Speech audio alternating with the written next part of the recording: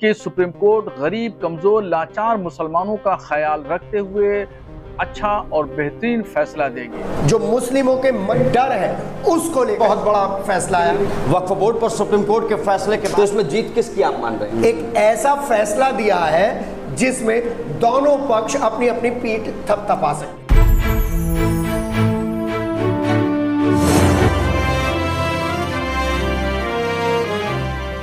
नमस्कार, स्वागत है आपका इन भारत मीडिया नेटवर्क में। आपके साथ मैं हूं नकुल चतुर्वेदी। आज एक बहुत बड़ा फैसला सुप्रीम कोर्ट की तरफ से आया और जब सुप्रीम कोर्ट का यह फैसला आया तो दो पक्ष थे इस पूरे फैसले के दौरान और दोनों पक्ष खुश नजर आए सुप्रीम कोर्ट के बाहर। ये फैसला था वक्फ बोर्ड पर लाए गए कानून पर, और जब वक्फ बोर्ड पर लाए गए कानून पर सुप्रीम कोर्ट ने सुनवाई की तो कई ऐसे अहम बिंदुओं पर उसने प्रकाश डाला जिनकी चर्चा आज हमें करनी चाहिए और पॉलिटिकल उठापटक में करनी चाहिए। आज मेरे साथ हर बार की तरह मौजूद हैं के जी। बहुत बहुत स्वागत है आपका। नकुल जी धन्यवाद।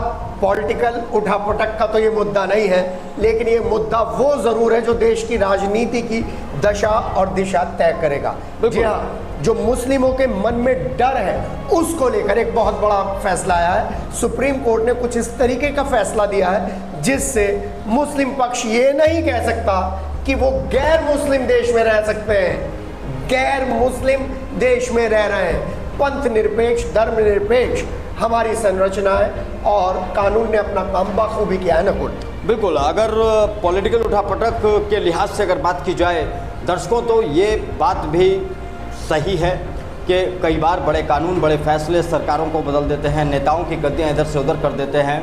लेकिन वक्फ बोर्ड पर सुप्रीम कोर्ट के फैसले के बाद ये तो बिल्कुल नहीं लग रहा कि ऐसा कुछ होने वाला है।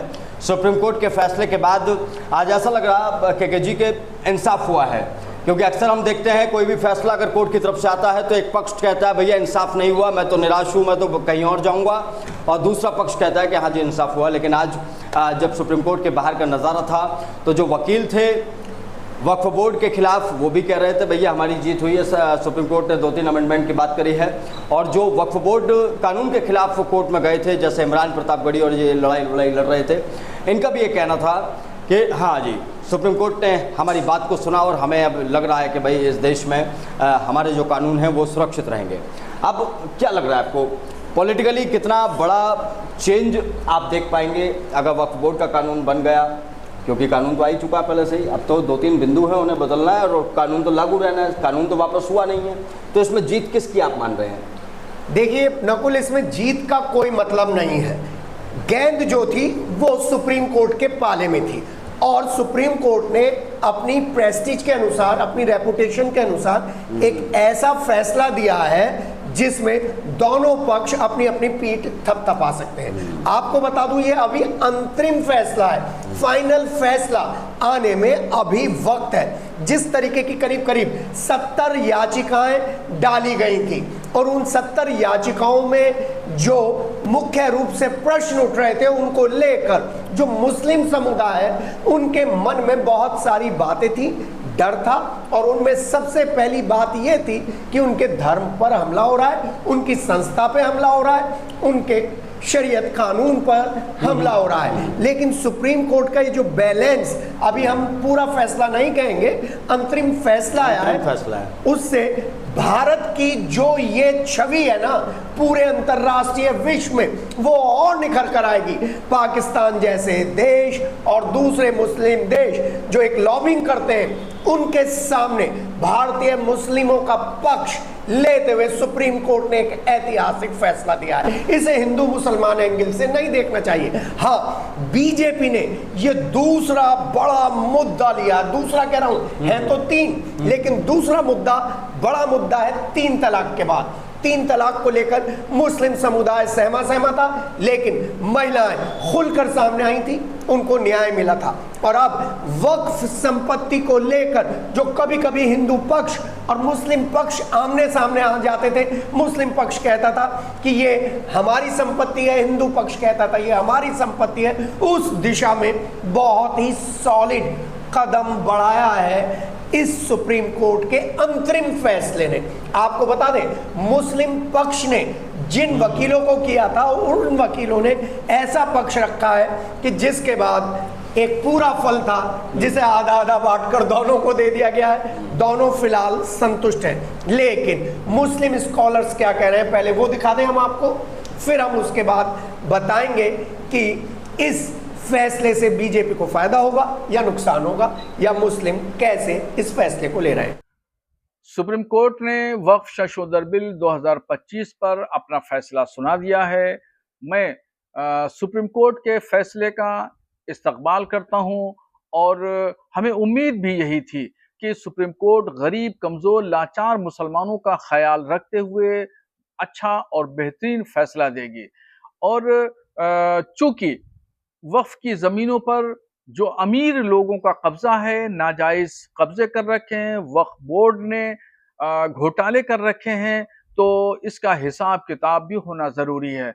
अब इस पर जो जमीनों पर कब्जे कर रखे हैं वो जमीनें मुक्त होंगी और उस पर यतीम खाने, स्कूल, कॉलेज, हॉस्पिटल, मस्जिद और मदरसे बनाए जाएंगे और उससे होने वाली आमदनी गरीब, कमजोर मुसलमानों पर खर्चा होगी और ये मुसलमान अपने पैरों पर खड़े होंगे। तो अब वक्फ संशोधन बिल पर सुप्रीम कोर्ट के फैसला आ जाने के बाद में तमाम राहें आसान हो गई हैं। तो दोस्तों, अब इस पूरे मुद्दे पर सवाल ये उठता था, मुस्लिम पक्ष जब सुप्रीम कोर्ट के पास गया तो दूसरा सवाल ये लेकर गया कि डीएम को ये दे दिया गया है अधिकार इस नए कानून में कि डीएम ये बताएगा कि कौन सी वक्फ की संपत्ति है, कौन सी नहीं है। जी, इस मामले में भी मुस्लिम पक्ष कह रहा है कि जीत हमारी हुई है भैया, डीएम को तो अब नहीं बनाया गया है, अब ना डीएम इस पूरे मामले में कोई फैसला करेगा। तो अब क्या आपको लग रहा है कौन फैसला करेगा, वक्फ की संपत्ति कौन सी है और कौन सी नहीं है? देखिए, अभी इस फैसले को आने में टाइम है और जब ये फैसला आएगा तब दूध का दूध, पानी का पानी हो जाएगा। लेकिन फिलहाल इस समय फौरी राहत मिली है मुस्लिम समुदाय को, क्योंकि मुस्लिम समुदाय के सामने एक सबसे बड़ा प्रश्न याचिकाकर्ताओं ने यह डाला था कि जो वक्फ बोर्ड के ऊपर फैसला लेने वाली समिति है जिसमें करीब करीब 11 सदस्य हैं, उसमें आधे सदस्य हिंदू समुदाय से होने चाहिए थे, जिस पर मुस्लिम समाज का ऑब्जेक्शन था। अब सुप्रीम कोर्ट ने अपने अंतिम फैसले में जो हमें हिंट दिया है उसमें उन्होंने उनकी संख्या 3 तक सीमित कर दी है और बहुत ही एक्सट्रीम कंडीशंस में। ये डीएम वाला फैसला जो था वो एक अलग था और ये अलग है। ये 11 लोगों वाली जो कमेटी थी जिसमें 5 लोग बताया गया था गैर समुदाय के शामिल होंगे, अब 3 कर दिया गया। 3 कर दिया है और मैक्सिमम कंडीशन में ये 4 पहुंच सकती है। पहला, ये जो फैसला आया है ना, ये सरकार के लिए भी और सुप्रीम कोर्ट के लिए भी एक बेहतरीन फैसला है जिसमें आप किसी के ऊपर उंगली नहीं उठा सकते और सुप्रीम कोर्ट सर्वोच्च है, ये भी बात आई। दूसरी महत्वपूर्ण बात जो आप अभी मुद्दा उठा रहे थे वो था कलेक्टर के हाथ में सारी चीजें दे दी कि आप डिसाइड करिए, you have to decide which property belongs to Muslim and which property belongs to Hindu. ये जो मुद्दा था, इस मुद्दे पे सुप्रीम कोर्ट साफ अपने अंतिम फैसले पर खड़ा है। नकुल, उन्होंने साफ तौर पर कहा है ये कलेक्ट्रेट का मसला नहीं है, एक सीईओ नियुक्त किया जाएगा जो 99% केसेस में मुस्लिम ही होगा। ये एक राहत की बात मुस्लिम समुदाय को दी है। नकुल जी, अच्छा, इसमें एक चीज और जो समझने वाली बात है, वो समझने वाली बात यह है कि आरोप ये लगाया जाता रहा कि वक्फ ने अवैध तरीके से हमारे देश में उन तमाम संपत्तियों को डकार लिया जो कभी वक्फ की थी ही नहीं। आरोप ये लगता रहा कि वक्फ ने कहा कि केकेजी की ज़मीन, जिस घर में केकेजी रह रहे हैं, ये ज़मीन वक्फ की है तो वक्फ उस पर कब्जा कर सकता था। तो क्या ये जो बदलाव है इन पर बदलाव हो गया है? नहीं, अभी बदलाव नहीं हुआ है, अभी तो जिन बोतल में ही बंद है। अभी बस हल्का सा ढक्कन में से थोड़ा सा ढीला कराया, वो जिन निकलने के लिए तैयार था, फिर सुप्रीम कोर्ट ने उसे लगा दिया कि नहीं अभी रुक जाइए।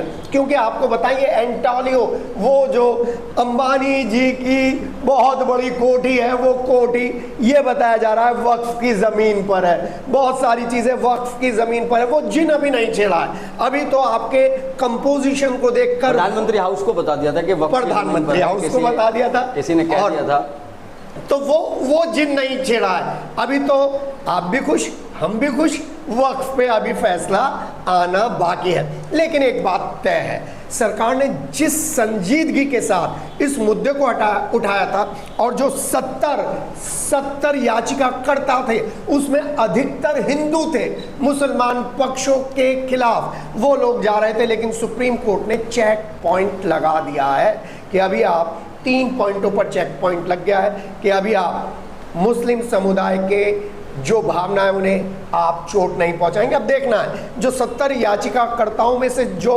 5 प्रमुख याचिकाकर्ता हैं उनकी याचिकाओं पर अभी डिस्कशन चलना है।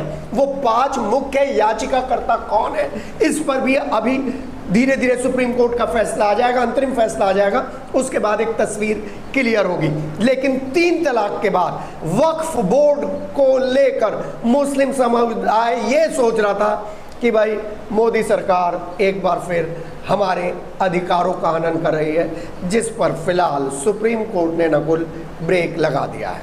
बिल्कुल, वक्फ की संपत्ति क्या है, वक्फ कैसे काम करता था, वक्फ ने अब तक क्या क्या किया, इस पर भी आपको एक बड़ा एपिसोड, पूरा डिटेल्ड एपिसोड आपको हम दिखाएंगे और बताएंगे कैसे वक्फ के नाम पर वो तमाम ज़मीनें हो गई जो ज़मीनें कभी वक्फ की थी ही नहीं।